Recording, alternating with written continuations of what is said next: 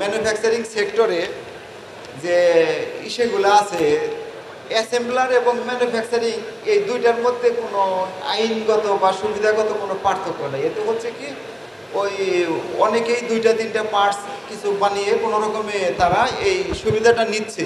তাতে যারা real manufacturer তাদের জন্য বিষয়টা খুবই কঠিন হয়ে যাচ্ছে। যেখানে বিশ্বের বিভিন্ন দেশ, ইউএস তার নিজের মার্কেট রক্ষার জন্য অনেক ব্যারিয়ার দিচ্ছে, ইউরোপ দিচ্ছে। আমরা চাইবো যে আমাদের এই সরকার, ওনারা অনেক বিজ্ঞ মানুষ, ওনাদের এই অভিজ্ঞতা দিয়ে দেশের এই শিল্পকে ওনারা রক্ষা করবেন, দেশের মানুষের কর্মসংস্থানের ব্যবস্থা করবেন।